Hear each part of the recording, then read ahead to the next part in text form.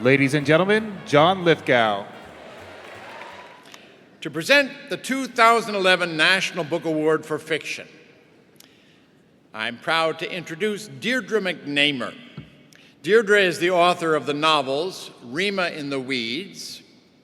I hope I pronounced that right. Is it Rima or Rima? R-I-M-A in the Weeds. One Sweet Quarrel, My Russian, and Red Rover, which was named a Best Book of 2007 by Artforum, the Washington Post, and the Los Angeles Times. Her stories and essays have appeared in the New Yorker, Plowshares, Double Take, and elsewhere. I'm delighted to introduce Deirdre McNamer.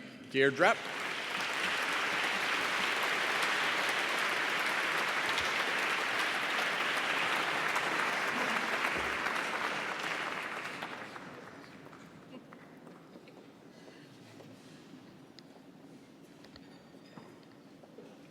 Good evening. I'd like to say first what a pleasure it was to work with my distinguished fellow panelists, Jerome Charon, John Crowley, Victor Laval, and Ian Lee. We're a varied crew in terms of our writing styles, literary material, backgrounds, ages, so I was prepared from the beginning for some cross-country wrangling over the 315 books that came our way. What happened instead, as we sifted and pondered and read ourselves bleary, was a near mutual movement, almost gravitational, and in retrospect, a little uncanny, toward 30 or 20 books, and then 15, and 10, and finally 5. We didn't have lengthy analytical discussions about the books in the narrowing field, though we each, of course, tried to articulate what struck us most forcefully about our favorites of the moment. The discussions tended to revolve around what we felt about them, what responses they produced in us.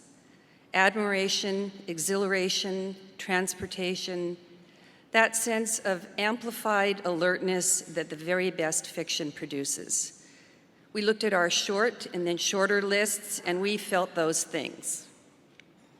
At our lunch today, we talked about how deeply impressed we all were with every book on the finalist lists, and also with at least half a dozen that nearly made the cut. There were a couple of comments about these 5, though, that surfaced repeatedly. The sheer eloquence of the writing, the way these writers did not shrink from intertwining the personal and the historical, how their unforgettable characters exist within the larger contexts of war or displacement or shifting political and cultural boundaries of natural catastrophe.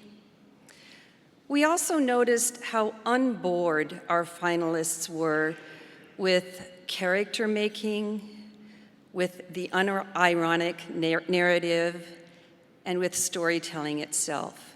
What clear-eyed confidence they placed in their stories and in the voices in which they chose to tell them. Here they are in alphabetical order. Andrew Krivak, The Sojourn, Bellevue Literary Press.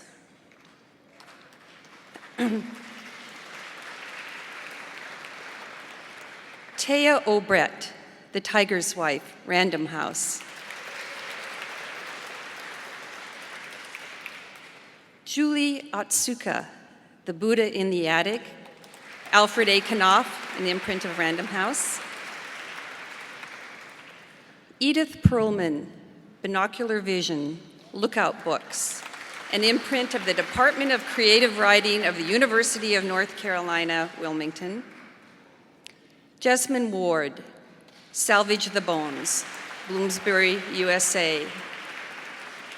And the winner of the National Book Award for Fiction is Jesmyn Ward. Salvage the Bones.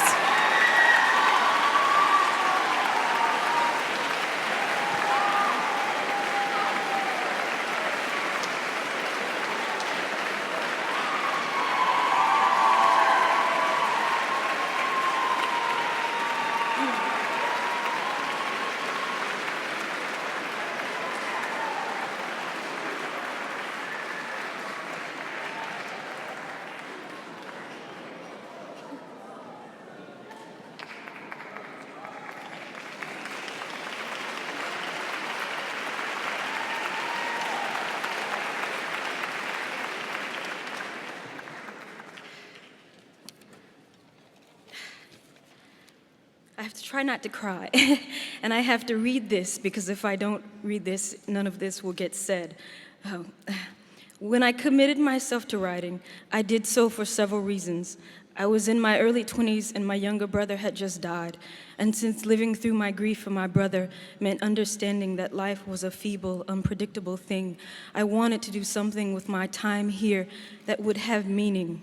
My first stories were attempts to honor my brother, to write the kind of life that he might have lived. As I wrote more, my focus widened. I understood that I wanted to write about the experiences of the poor and the Black and the rural people of the South, so that the culture that marginalized us for so long would see that our stories were as universal, our lives as fraught and lovely and important as theirs. This is a life's work, and I am only at the beginning. This would not be possible without the support of all the people that helped me realize Salvage the Bones. Thank you to the National Book Foundation for bestowing this honor on the novel. I must also thank my publisher, Bloomsbury USA, especially George Gibson, my editor, Kathy Belden, and my publicist, Michelle Blankenship, for reading the manuscript of Salvage and seeing its potential, and also Bloomsbury UK.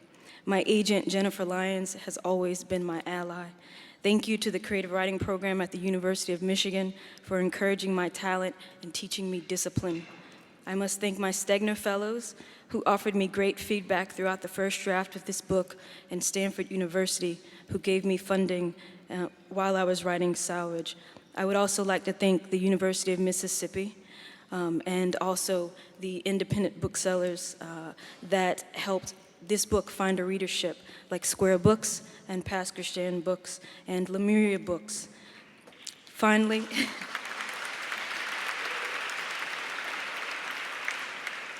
I would also like to thank the people of my community in DeLisle, Mississippi, for being my home and my inspiration.